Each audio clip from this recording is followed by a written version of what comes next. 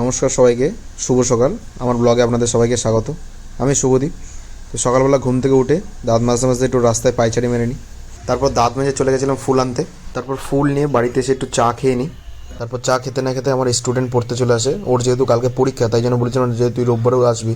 তারপরে চলে আসে, ওকে পড়িয়ে তারপর আমি চলে গেছিলাম একটু মাংস আনতে। তারপর মাংস নিয়ে এসে বসে পড়ি সকালে টিফিন করতে। আজকে টিফিন অনেক কিছু ছিল, ভাত, আলু সেদ্ধ, বেগুন ভাজা, ডাল সেদ্ধ, একটা কাঁচা লঙ্কা, পাঁপড় আর ডাল পোড়া। তারপর খেয়ে দিয়ে আমি বসে পড়ি পড়তে। আজকে যেহেতু রোববার, তাই আমাদের কারেন্ট অ্যাফেয়ার্স করার দিন। তো এক সপ্তাহ যা যা কারেন্ট অ্যাফেয়ার্স ছিল আজকে সেইগুলোই করব। আর রোববার যেহেতু আমি বেশি পড়ি না, যে কটা কারেন্ট অ্যাফেয়ার্স বাকি আছে সেই কটাই পড়ার চেষ্টা করব। আর তারপরে সময় পেলে বাকি কিছু পড়ব। তারপর পড়া কমপ্লিট করে চলে যাই দুপুরে স্নান করতে। স্নান করে পুজো দিয়ে বসে পড়ি দুপুরের খাবার খেতে। দুপুরের খাবারে ছিল ভাত আর মাংস। তো আমাদের ভাত খাওয়া হয়ে গেছে দুপুরবেলা। এখন আমরা একটু বিশ্রাম নেবো, বিশ্রাম নিয়ে হয়তো বিকালবেলা একটু বেরাবো।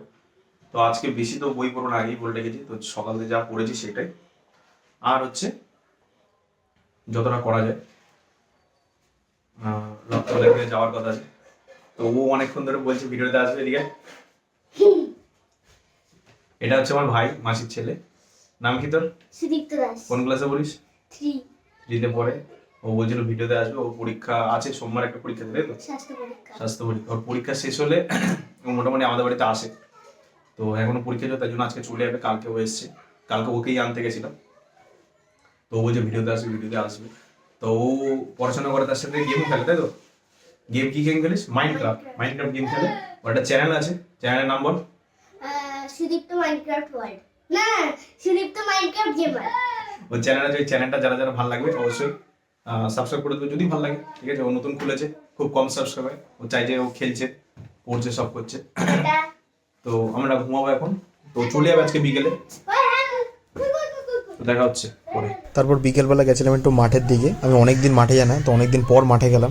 আর মাঠে গিয়ে দেখি পিন্টুদা, পাপাই, জয়, পার্থমামা এরা সব বেতে শাক তুলছে। রবিবার সন্ধ্যাবেলা যেহেতু কোনো পড়া বা কোনো পড়ানো থাকে না, তাই চলে গেছিলাম চয়নদা বাড়ি আড্ডা দিতে একটুখানি। তখন গিয়ে দেখি ও স্নান করে সবাই পুজো দিচ্ছে। তারপর এক এক করে সব চলে আসে এখানে। সাগরকে চয়ন একটা মেয়ের অ্যাকাউন্ট দেখাচ্ছে, রিন্টু এখানে গেম খেলছে, শান্ত কম্পিউটার সামনে বসে আছে। তারপর ওদের মাঝখানে আমি কি করবো ভেবে পাচ্ছিলাম না, ততক্ষণ দেখি তিশা চলে এসছে। তিশা হচ্ছে চয়নের বোন। তো আমি আর তিশা চলে যাই মাংসের পকোড়া বানাতে। তো মাংসের পকোড়া বানানোর মেইন শেফ তিশাই ছিল। তো আমি খালি ওর একটু হাতে হাতে সাহায্য করছিলাম, যেটা না করলে ওর চলে যেত।